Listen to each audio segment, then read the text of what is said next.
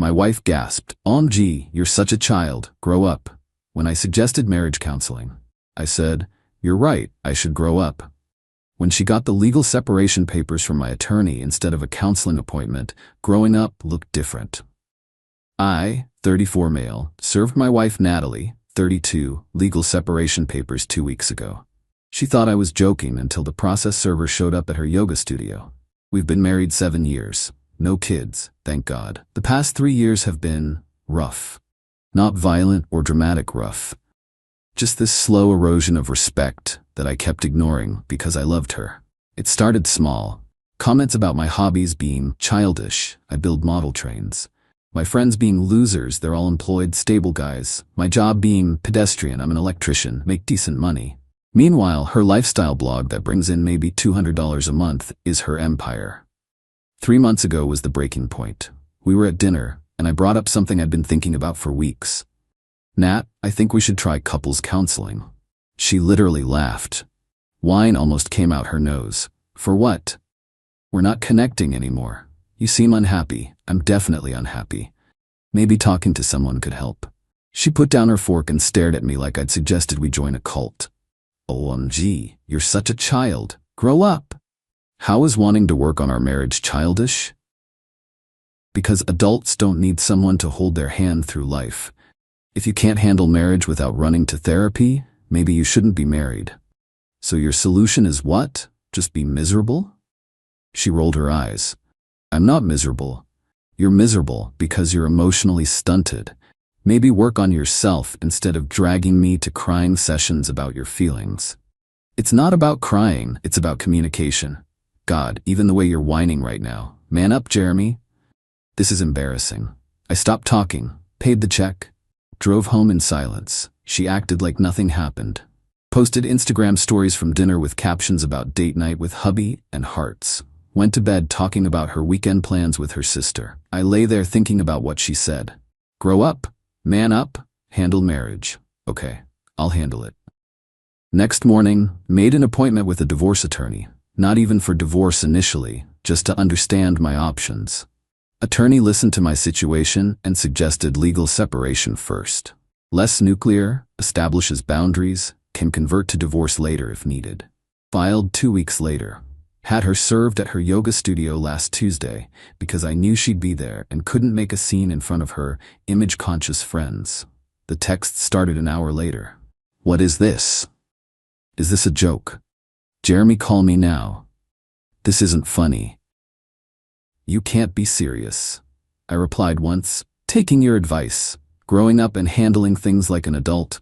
My attorney's contact info is in the paperwork." She came home that night, apocalyptic. I was already staying at my brother Keith's place. According to Keith's Ring doorbell, he lives in the same neighborhood, she spent 20 minutes banging on his door screaming about manipulation and abuse. Keith didn't answer. Eventually she left. Her mom called the next day. Her sister called. Her best friend Zoe called. All with the same message. "How could you do this without talking to her?" I had the same response. "I tried talking. She said adults don't need counseling, so I handled it like she suggested. Took action instead of talking. The funny thing, I'm not even angry anymore. Just done." Update 1. The entitlement has reached astronomical levels. First, she tried to lock me out of our house. Changed the locks while I was at work, except I still own half the house, and changing locks during a separation without notice is a no-no. My attorney sent one letter and she had to provide me keys within 24 hours. Then came the financial manipulation. She withdrew $8,000 from our savings. Her logic?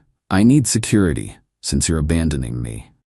My attorney's response? Filed an emergency motion for financial restraining orders. Judge ordered the money returned and froze our accounts except for normal expenses. She had to return $7,400, kept $600 for expenses she couldn't document. But the real show started when she realized I was serious.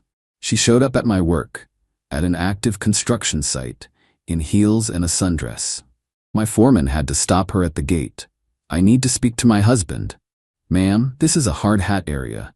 No unauthorized persons." "I'm his wife. Still need PPE and authorization. Safety rules." She actually tried to duck under the barrier. Security had to escort her out. She told them I was having a mental health crisis and she was trying to help. They called me to confirm I was fine and asked if they should call the cops. I said no, just document it. That evening, she tried a different approach. Showed up at Keith's in lingerie under a trench coat. Like an actual 80s movie cliché. Keith's girlfriend answered the door. Is Jeremy here? Why are you dressed like a flasher? Natalie actually tried to push past her. Keith's girlfriend, Danny, played college rugby. That didn't go well. Natalie left crying about assault. No cops were called, but Danny did get it on video. Friday, she sent an email to my attorney with me that CC'd. This is all a misunderstanding. Jeremy is clearly having some sort of breakdown. I'm willing to forgive this embarrassing stunt if he drops this immediately and comes home. I've scheduled a doctor's appointment for him to address his obvious mental issues. This separation is proof he needs help. My attorney's response was beautiful. Mrs. Name, my client is not experiencing a mental health crisis. He is pursuing legal separation, as is his right. Your attempts to pathologize his decision could be construed as harassment. Please cease all contact except through legal channels. Her response? She went on her blog and posted about when your husband has a midlife crisis at 34. Without naming me, but anyone who knows us knows. Talked about signs of mental breakdown, how to support a spouse in crisis, and how she's staying strong through manipulation tactics. I screenshot everything. My attorney loves evidence. Saturday, she tried the family angle. My mom called. Jeremy, Natalie says you're having some kind of episode. Mom, I filed for separation because she refused counseling and told me to grow up and handle things. So I am. By ending your marriage? By protecting myself from someone who belittles me constantly. She says she never said that. Mom, she called me a child for suggesting therapy, said I was emotionally stunted, called my job pedestrian, called my friends losers. Long pause. She really said that? Multiple times. Oh honey, why didn't you tell me? Because every time I brought up issues, she'd tell me I was being dramatic. I started believing her. Mom went quiet. Then, you're staying with Keith? Yeah, good. Don't go back. That evening, Natalie sent 17 emails, each one escalating, starting with, can we talk, and ending with, you're destroying my life over nothing. Update 2. She's spiraling in the most entitled way possible. Monday, her attorney contacted mine. She wants the house fully paid by her despite me paying 60% of the mortgage. Spousal support, despite making similar income when she actually works. My truck, because she needs reliable transportation. Emotional distress damages for the public humiliation of being served at yoga. My attorney actually laughed. Counter-offered with a standard 50-50 split, no support either direction, everyone keeps their own vehicles. She rejected it immediately. Tuesday, discovered she'd been telling everyone I'm having an affair. That's the only reason a man leaves suddenly. Posted on her blog about signs your husband is cheating, with very specific details that match our situation. I don't even have time for an affair between work and dealing with her drama. But her followers ate it up.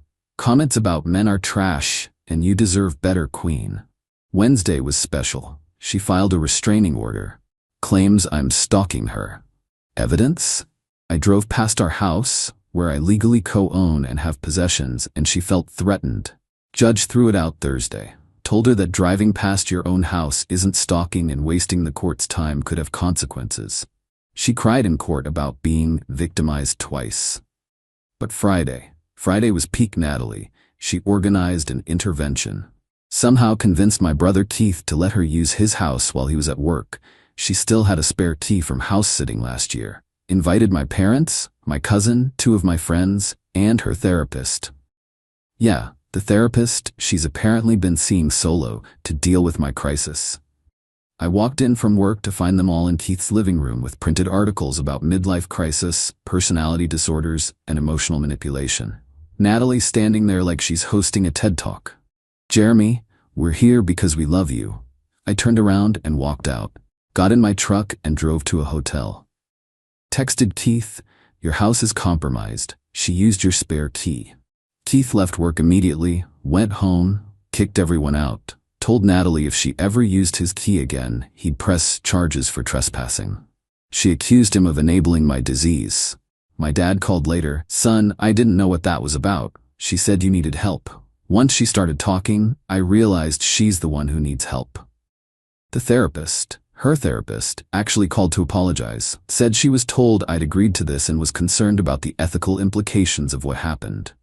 I gave her my attorney's number. Saturday morning, Natalie sent a bill. An actual itemized bill for emotional labor during our marriage. 7 pages, calculated at $75 for supporting your career, managing your social life, tolerating your family, and my personal favorite, being understanding about your hobbies. Total, $78,000. My attorney called it the most delusional document I've seen in 20 years of practice. Sunday, she posted on her blog, setting boundaries with toxic people, about how she's finally standing up for herself after years of giving too much. Her sister commented, "Proud of you for knowing your worth." The irony is actually painful. Final update. The legal separation was finalized yesterday. Natalie fought it until the very end, but reality has a way of winning. 2 weeks ago, she tried one last manipulation, called my work claiming there was a family emergency to get me on the phone. When I answered, she was sobbing. "Jeremy, please, I'll go to counseling. We can work this out. You said counseling was for children." I was wrong. I was stressed. You know I didn't mean it. You meant it enough to humiliate me for suggesting it. That was just, I was having a bad day. Natalie, you've been having a bad day for 3 years then. Don't be such a child about this. There it was, even begging she couldn't help herself. There's the real you. Goodbye, Natalie. She switched tactics instantly. You'll regret this. No one will want you. You're broken and pathetic and... I hung up. Her attorney finally talked sense into her. Probably explained that judges don't look kindly on documented harassment, false restraining orders, and delusional damage claims. We settled. House sells, profit split 50-50 after mortgage, each keeps our own vehicles, each keeps our own retirement accounts, no spousal support either direction. She pays my attorney fees $3,500 for the false restraining order attempt. She signed Thursday. Looked defeated. Kept trying to make eye contact during the signing. I focused on the paperwork. As we left the attorney's office, she tried one more time. "Jeremy, this is stupid. We could have just talked." I tried talking. You said grow up, so I did. This isn't growing up, this is running away. No, staying with someone who belittles me would be running away. From self-respect. She actually stamped her foot, like a literal child. "You're going to die alone. Maybe, but I'll die respected, by myself at least." I walked to my truck. She followed, still talking. "You think you're so mature now? You think this makes you a man? You're still that pathetic little boy who needs validation." "Natalie." I turned around. "I don't need validation. Not anymore. That's why I'm leaving." Got in my truck and drove away. In the rearview mirror, she was standing in the parking lot, yelling at my departing vehicle. Yesterday was move-out day. I got the morning shift, she got afternoon. Took my stuff, left hers. Grabbed my tools, my model trains, she'd hidden them in the garage rafters, my grandfather's old radio I'd restored, my clothes, my books, left the furniture we'd bought together. Left the kitchen gadgets she loved, even left the TV because arguing over it wasn't worth my peace. Found a note she'd left on the counter, "You'll realize what you lost. When you do, I won't be waiting." I left my own note. I already know what I lost, my self-doubt. Thanks for the clarity. Keith helped me move into my new apartment. 1 bedroom, nothing fancy, but it's quiet. And nobody tells me my hobbies are childish. Nobody calls me pathetic for having feelings. Nobody rolls their eyes when I speak. Last night, unpacked my model trains, set them up on a table in the living room, spent 3 hours working on a new layout. Not hidden, not apologized for, just enjoyed. Natalie's blog today. Rising from the ashes, how I survived emotional abuse. I don't care anymore. Let her tell whatever story she needs. The people who matter know the truth. My mom called this morning. "How are you doing, sweetie?" "Good, Mom. Really good." "Your dad and I are proud of you. It takes strength to walk away from someone who doesn't value you." She said I was being childish. "Honey, children don't file legal paperwork and handle separation maturely. Children throw tantrums and stamp their feet in parking lots." We both laughed. Tomorrow I'm starting something I've wanted to do for years, joining a model train club. They meet every Wednesday. Natalie always said it was too embarrassing to be seen with grown men playing with toys. Guess what? I don't care what's embarrassing anymore. I care what makes me happy. The legal separation stands for 6 months before it can convert to divorce. Natalie's already hinted through mutuals that she expects me to come to my senses before then. I've already asked my attorney to prepare the divorce papers for the earliest possible date. Growing up doesn't mean accepting disrespect. It means recognizing you deserve better and doing something about it. She was right about one thing. I did need to grow up. Just not the way she expected.